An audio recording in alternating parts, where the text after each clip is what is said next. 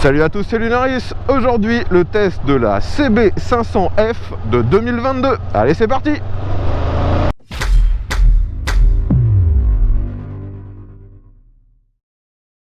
Les amis, aujourd'hui, comme à mon habitude maintenant, j'ai encore la chance de pouvoir tester une moto toute neuve grâce à l'un de mes abonnés qui s'est déplacé jusqu'ici pour me la prêter. Merci encore à lui. Vous l'aurez compris, il s'agit de la toute dernière Honda CB500F. C'est une moto qui est maintenant commercialisée par Honda depuis une petite dizaine d'années. J'avais eu la chance d'ailleurs il y a 4 ans de tester le modèle 2018 peu après sa sortie. Aujourd'hui donc on va voir l'évolution, la dernière commercialisée actuellement, la version 2022. Donc je rappelle à ceux qui l'ignoreraient que la CB500F c'est le roadster adapté aux débutants, au permis A2. Honda propose d'ailleurs toute une gamme de motos avec le même moteur, ce moteur 500 cm3 bicylindre. Aujourd'hui on est sur la version roadster, mais il y a également une version sportive, une version trail et aussi un dérivé en custom. J'ai testé la plupart de ces machines, donc si vous êtes intéressé, je vous laisse regarder les autres vidéos. Comme je le disais précédemment, j'ai déjà testé la CB500F, mais le modèle d'il y a 4 ans, la 2018. On a en fait un design général, une allure qui a assez peu changé, mais quand on regarde dans le détail, on peut voir que pratiquement aucune pièce n'est équivalente entre la 2018 et la 2022. Cette machine est maintenant un petit peu plus, on va dire, sport dans son design, et Honda, sur leur site, décrivent cette machine maintenant comme une Street Fighter, c'est-à-dire un roadster qui serait basé sur une sportive. Et dans la gamme, la sportive, c'est la CBR 500. Sur cette version 2022, on retrouve toujours le même moteur, le bicylindre en ligne de 500 cm3, développant pile le maximum pour le permis A2, soit 35 kW ou 47,5 chevaux. Ce moteur a bien sûr évolué un petit peu pour être conforme à la nouvelle norme anti-pollution Euro 5, mais globalement, il garde des caractéristiques assez similaires. Comme je vous l'ai dit, on est sur le dernier modèle, le 2022, et en plus j'ai la chance d'avoir une moto qui sort quasiment de concession. Elle a assez peu de kilomètres et elle est pas modifiée. La seule option qui a été rajoutée sur cette machine, c'est la béquille centrale. Tout le reste de la machine est parfaitement conforme à l'origine. Et pour l'instant, vous pouvez voir que en me baladant en ville, en restant à allure légale et à faible régime, l'échappement, on l'entend assez peu, mais le peu de bruit qu'il produit, c'est relativement mélodieux quand on est à bas régime. On n'est pas sur un bruit désagréable. L'échappement est assez volumineux par rapport au gabarit de la moto, ça casse un peu le design, et on a une espèce de double sortie en fait sur cette machine. Au niveau de la prise en main, cette moto est toujours parfaitement adaptée aux débutants, et je dirais même qu'elle est parfaitement adaptée à n'importe qui, parce qu'elle est hyper facile, hyper instinctive. Je l'utilise maintenant depuis à peine 5 minutes, et j'ai déjà l'impression de la maîtriser comme si je la possédais depuis de nombreuses années. On est sur une moto qui n'est pas trop haute, mais elle n'est pas non plus ridiculement petite comme pourrait l'être une 125. Du haut de mon 1m70, j'arrive à toucher le sol des deux côtés, et la position est un tout petit peu basculée vers l'avant, donc on retrouve ce côté entre guillemets Street Fighter ou Roadster Sport, mais c'est pas extrême du tout. Et le guidon, lui, est très très large. On a un excellent bras de levier, la machine s'incline toute seule, surtout aussi elle est très vive parce que les pneus sur cette machine ne sont pas extrêmement larges. On a un 120 à l'avant et 160 à l'arrière, en 17 pouces bien sûr. La selle de cette machine n'est pas trop large et le réservoir est lui dans le prolongement, on va dire, naturel de mes cuisses. Donc franchement, je suis très bien sur cette machine et les flancs du réservoir sont assez creusés afin que je puisse vraiment plaquer mes jambes. Je fais corps avec la machine, on est vraiment bien sur cette moto. On se sent en sécurité, on a l'impression de faire qu'un avec elle, c'est vraiment bon. Comme je vous l'ai dit précédemment, la position est un tout petit peu basculée vers l'avant, donc au niveau de la prise d'info, on n'a pas de problème. On peut quasiment se retourner, et ça sans lâcher le guidon. C'est vraiment un gage de sécurité. En plus sur cette moto on a des rétros qui sont très sur l'extérieur, donc on voit assez bien ce qui se passe derrière, même si on a quand même au moins un tiers des miroirs qui sont pris par nos coudes.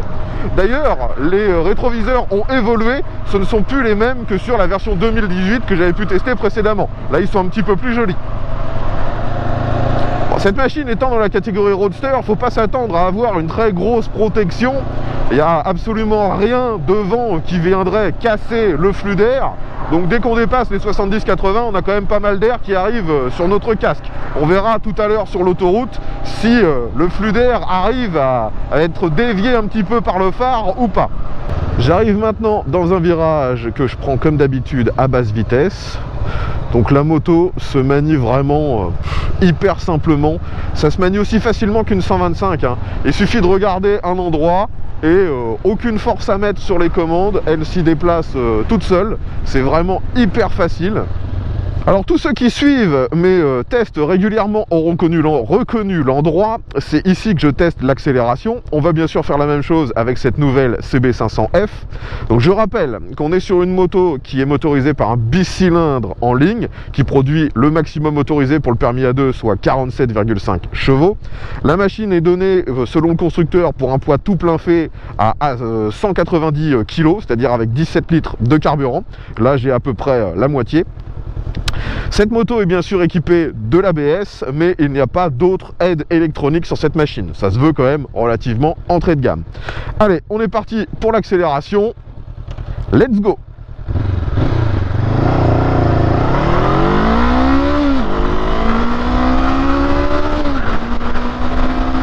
Et voilà.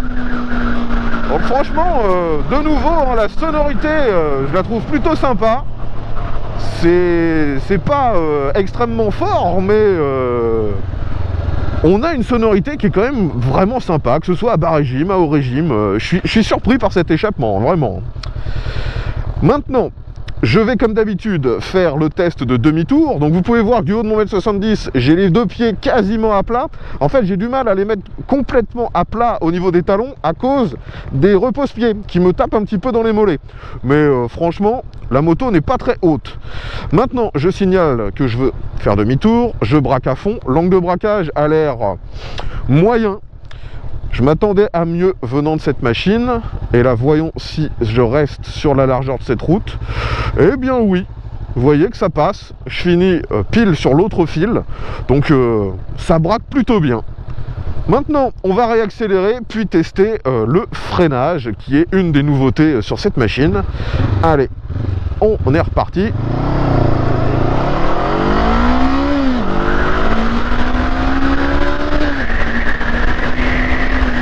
Maintenant, je freine de l'arrière, ça freine un petit peu.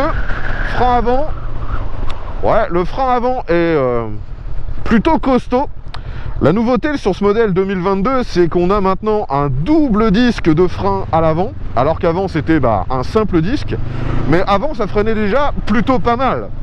Maintenant, c'est juste encore mieux. C'est du matériel de chez Nissin.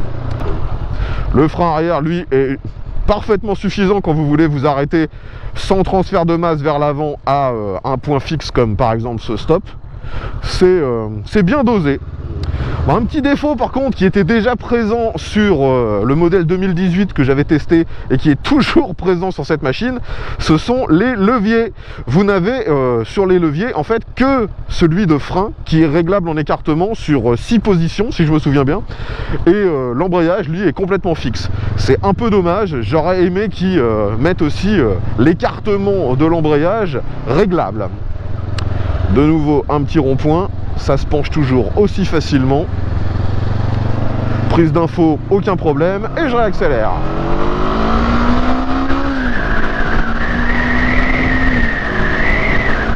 Alors forcément, les performances ne sont pas délirantes, mais on a quand même un peu de sensation. Et ça me surprend parce que sur l'ensemble des machines équipées avec ce moteur que j'avais pu tester par le passé, c'était très aseptisé. Et là, on a un poil de sensations supplémentaires. Je ne sais pas ce qu'ils ont rechangé à la cartographie de ce moteur sur les versions 2022, mais je trouve ça un poil mieux. Alors au niveau des commodos, on retrouve toujours les mêmes que sur la plupart des autres Honda. On a bien sûr sur la gauche tout ce qui concerne l'éclairage, et aussi à gauche on a un gros bouton pour le klaxon, ça c'est typique à Honda. Sur la droite, démarreur, coupe-circuit ainsi que feu de détresse. Le feu de détresse est d'ailleurs un bouton assez énorme, c'est un peu surprenant. Et au niveau du compteur, sur cette version 2022, on a le même compteur que sur la CB 650R. Donc on retrouve un écran à cristaux liquides avec un éclairage un petit peu ambré, un peu marron. C'est pas trop mal au niveau de l'esthétique. Par contre, le plastique qui recouvre tout ça est extrêmement brillant. Donc quand vous avez le soleil qui tape dessus, vous voyez vraiment difficilement ce qui est inscrit, c'est un peu dommage. Les infos par contre sont assez nombreuses. On a bien sûr la vitesse, le contour, le rapport engagé d'indiqué, la réserve de carburant. On a la conso moyenne, conso instantanée. Enfin globalement c'est assez complet.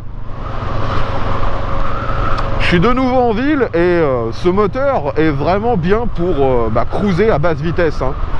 Là j'étais à peine 2500-3000 tours et c'est très agréable, hein, je le redis.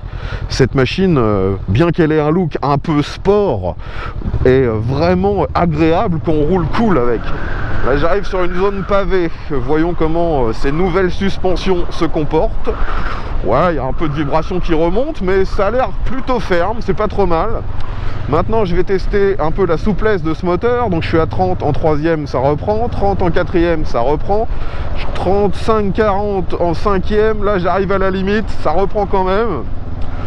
Ça reste plutôt bon hein, pour un bicylindre en ligne, mais c'est sûr qu'on est très loin de la souplesse légendaire d'un 4 cylindres. Je vais essayer de faire un test de reprise. Donc là, vous voyez, je suis en 3e à environ 50. Je suis en côte, j'accélère à fond. Ça reprend pas mal, hein. Pour une machine de 500 cc pour le permis A2, on a des perfs qui sont loin d'être ridicules. Maintenant, je ralentis de nouveau afin de prendre ces dodanes. Donc je vais prendre à 30 km/h comme d'habitude. Et les suspensions sont assez fermes. D'ailleurs, la nouveauté sur le modèle 2022, c'est que maintenant, à l'avant, on a une fourche inversée de chez Showa, avec un traitement un peu bronze dessus. Ça ressemble une fois de plus à ce qu'on a sur la CB 650. Et c'est plutôt ferme.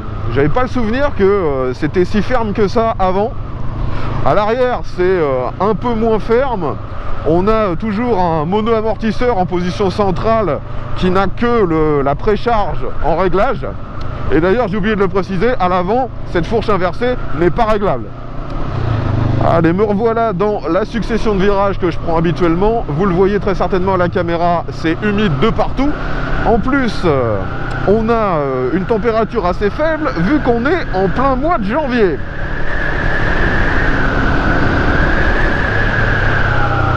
Ouais, le nouveau freinage est encore mieux qu'avant, hein, parce que c'est vraiment rassurant, il y a du mordant. On peut un peu plus faire, on va dire, le con avec cette machine sans se mettre en danger. C'est rassurant. Et vu que la moto n'est pas extrêmement puissante, ce qui est génial, c'est on n'hésite pas à réaccélérer très fort lorsqu'on sort d'un virage. On n'a pas de crainte de perte d'adhérence d'un seul coup à cause de la puissance ou du couple. Finalement, pour un débutant, c'est vraiment génial parce que ça pardonne énormément d'erreurs de conduite. Encore un petit rond-point. Ah, cette machine, elle incite vraiment à se déhancher, à sortir un peu le genou. Allez, je réaccélère à fond.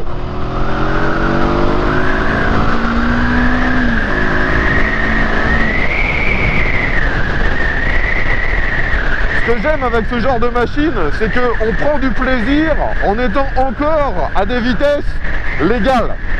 On ne n'est pas tout de suite catapulté à des 150, 200 voire plus. Là on reste, on va dire, à la frontière de la légalité et on est déjà en train d'utiliser le moteur à son plein potentiel. C'est plutôt sympa. Et je suis aussi surpris des relances à mi-régime et de cette sonorité, je le redis. Je n'avais pas le souvenir que sur les autres CB 500, j'avais ce comportement moteur avant. Faut croire que chez Honda, ils ont réussi à bonifier cette machine avec les années.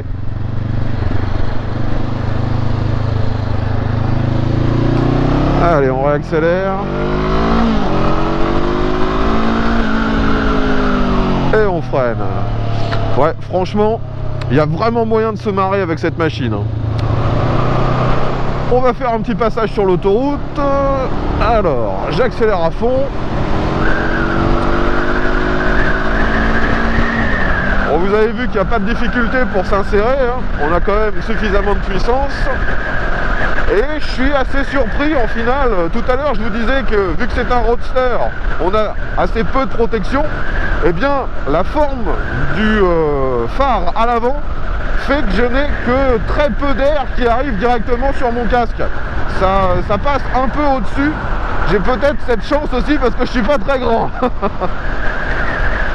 On va maintenant faire un test de relance. Donc là je suis à 105 en 6ème, j'accélère à fond. Donc 110, 115, 120, 125, 130, 135 et 140. Franchement ça marche très bien et j'arrive à suivre une Aston Martin. Bon, au niveau de l'éclairage, sur cette version 2022, il y a eu quand même quelques évolutions qui ne sont pas forcément typiques à la 2022, mais aux évolutions qu'il y a eu, on dira, entre la 2018 que j'avais testée précédemment et celle-ci. La dernière fois, j'avais reproché qu'il y avait encore des clignotants à ampoule et un éclairage avant LED, ce qui était un peu bizarre. Maintenant, on est sur un éclairage full LED, que ce soit le feu principal, les clignotants avant-arrière ou le feu stop, tout est à LED, ce qui donne un côté quand même bien plus moderne à cette machine. D'ailleurs, on retrouve sur cette Honda une particularité assez, on va dire, commune à l'ensemble de la gamme Honda maintenant. Lorsque la moto est démarrée, vous avez les 4 clignotants qui sont allumés en permanence. Et en fait, ils sont allumés fixes. Et c'est uniquement lorsque vous allumez votre clignotant que celui-ci se met à s'éteindre pour créer un clignotement. C'est, on va dire, l'inverse de ce qu'on a l'habitude de voir où les clignotants sont éteints et se mettent à s'allumer pour créer le clignotement.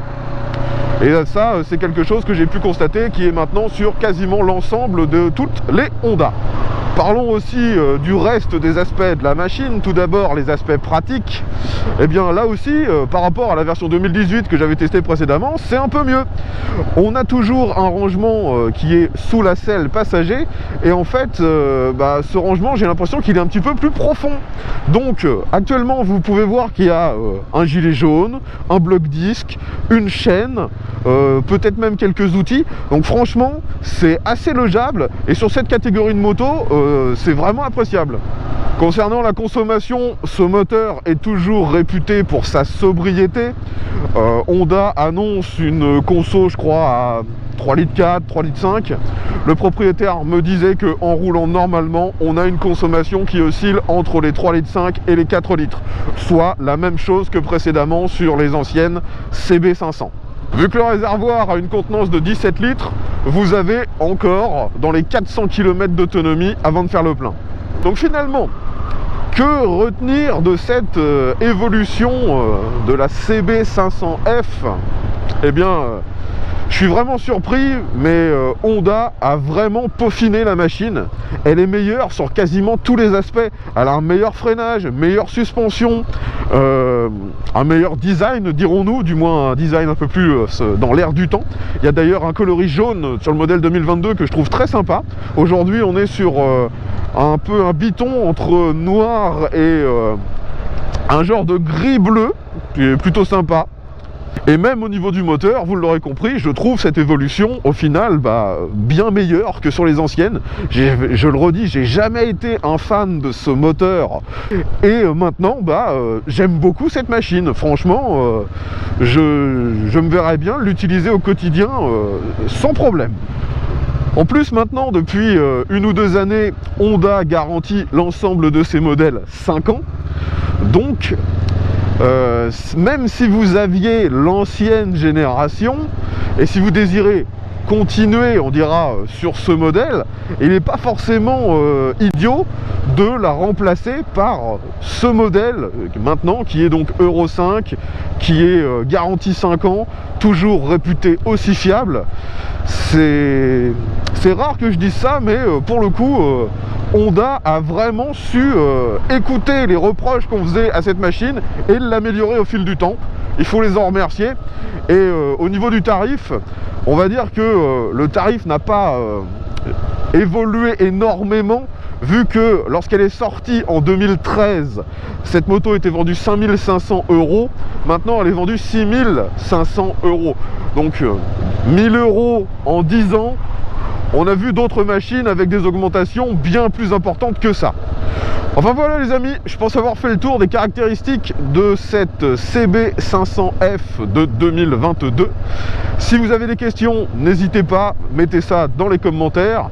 Si vous êtes l'un des rares possesseurs, parce que la 2022 vient juste de sortir, donc dites ça dans les commentaires. Et même si vous êtes le possesseur d'une des anciennes générations, eh bien n'hésitez pas à nous faire part de votre retour d'expérience, ce sera grandement apprécié. Et normalement vous devriez être nombreux, vu que c'est une machine qui est plutôt populaire en France. Je tiens encore à remercier l'abonné qui est venu jusqu'ici pour me prêter cette machine, et ça en plein hiver, donc merci encore à lui. Si la chaîne avance et si je peux vous proposer autant de contenu, c'est grâce aux abonnés. Donc si comme lui vous disposez d'un véhicule, que ce soit moto ou voiture, et que vous aimeriez que j'en fasse un test sur ma chaîne, eh bien n'hésitez pas à me contacter. Tous les moyens de le faire sont dans la description. Je rappelle que mon lieu de tournage est en Normandie, dans la région de Rouen. Si vous avez apprécié cette vidéo, pensez à mettre un petit pouce vers le haut, à la partager sur les réseaux sociaux et envisagez aussi de vous abonner si ce n'est pas déjà fait, vu que je sors ce genre de test très régulièrement. Je m'en vais rendre ce petit Street Fighter à son propriétaire et moi je vous dis à bientôt pour un nouveau test. Allez, à tous!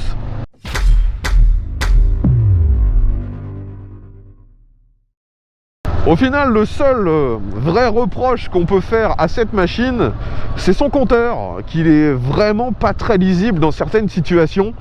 S'ils avaient mis un compteur un peu plus à l'ancienne, avec des cadrans à aiguilles, ça aurait fait peut-être un peu vieillot, mais ça aurait été bien plus lisible.